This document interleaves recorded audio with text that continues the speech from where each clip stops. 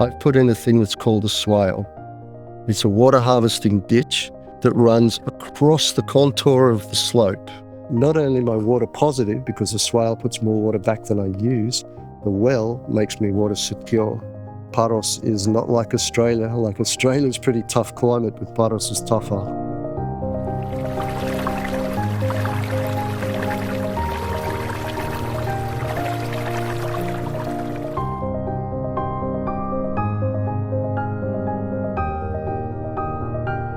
There's an eco-cycle.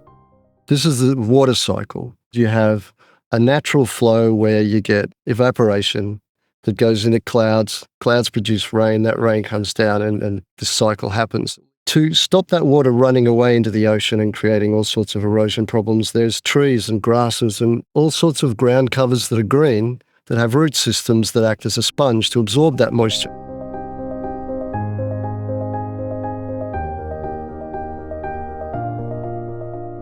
I'm rubbing the water against as many surfaces as I can and using it over and over. So it has many uses before it leaves my property. Even my road is a water harvesting system. My garden here is a water harvesting system. So all the systems that I've put in are circling purely around water and then designed to minimize my work and maximize my yield. As you walk along, you can see these raised edges. These are small water harvesting features. Their job is, as the water runs down the road, it then flows into here, and aesthetically I've made it wider going narrower so it gives it the illusion of depth. So the water runs along here, sits against the edge, fills the tree, and then it goes to the next tree and the next tree, and then it spills off onto the next level and does all the trees. Look at the amount of olives I've got. That little mound is the thing responsible for filling my well. This is the one. It actually winds around. It's over 50 meters long. This is a hügelkultur bed. It is full of biological material, so that's a sponge. Trees, especially big ones, when the wind blows through them, they negatively charge the ions in the air, so they ionize the air. And that moisture and ionization and charge creates seeding. It seeds the clouds and makes it rain. For example, the eucalyptus, which has a bad reputation for hogging water, transpires that water that it mines, cracks the ground, brings the minerals up, and it transpires that water into the atmosphere. The cycle is that climate change is not so much heating up, but more increased weather events. So we have much stronger rain events. We have much hotter dry. We were over 60 degrees on the ground just there in my garden for 6 weeks straight. That's a heat wave. That destroys crops. I began to realize that Paros is not like Australia. Like Australia's pretty tough climate, but Paros is tougher. I've put in a thing that's called a swale. It's a water harvesting ditch. So if you have a slope, it's a ditch that runs across the contour of the slope. So my ditch is 2 meters wide. It's massive. The water that flows off the top road, which comes down the street from the mountaintops, so it flows down the road into the land, comes down here into the swale, and it sits here. And it passively just soaks into the ground, which is then recharging the aquifer of the island. This one holds 70 cubic meters of water when it's full. And a week after I'd built it, I'd planted my cover crop seeds, and it rained, and within 1 week it filled. And it filled up to my spillway level, or my overflow pipes up here. I now had a swale that is full of water, which is this deep, 27 centimeters. So the water fills in there, but I had no vegetation, raw earth without anything to stitch it together. And I was panicking, thinking, oh my gosh, if this thing collapses, I lose 70 ton of water. That could be a problem. So I siphoned it and I took the water out.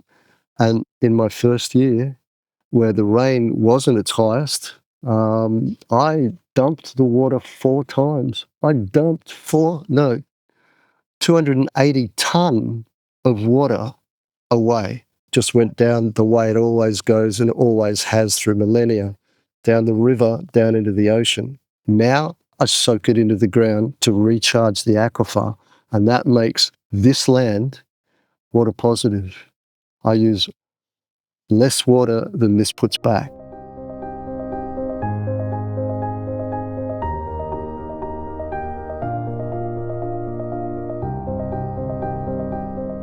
You really need to see my water slowing system up the front. It is the thing that controls the water flow, and if I get a 200-year flood, it stops the water flooding in.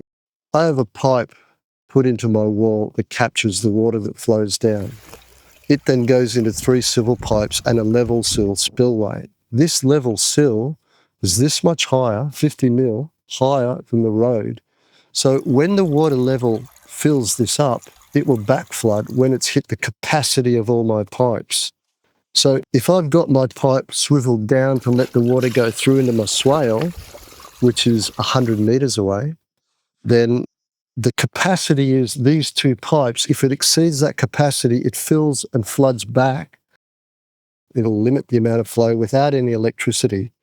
If I turn this one down, I then flood into here, top flood my paddock, put water into this hügelkultur bed, and that water then soaks into the ground, rehydrating this ground, which goes and fills my well.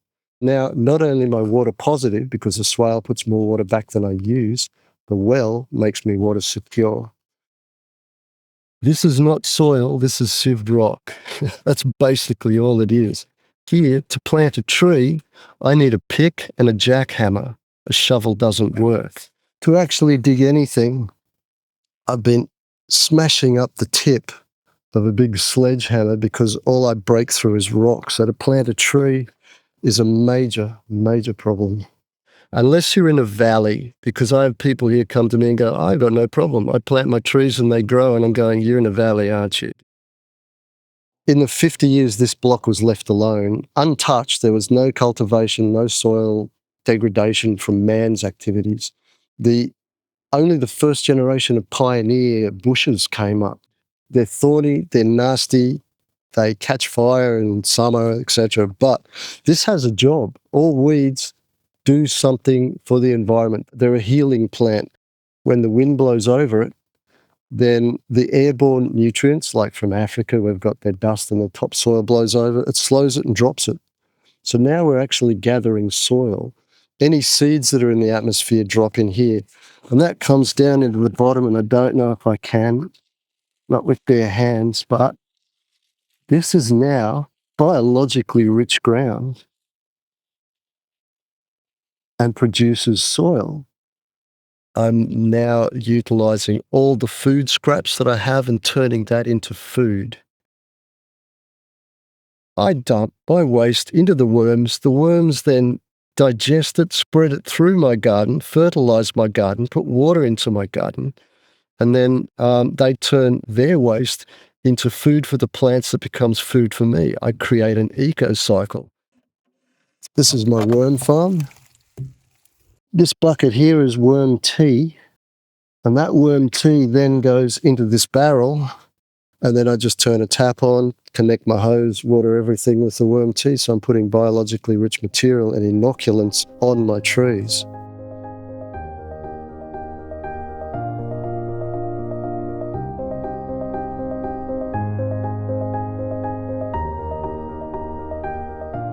I have no water problems because I'm putting water back, and I can teach how to do it, and I show it on my page. Cost is creating sustainability, and I want to make that the norm here so more people can do it.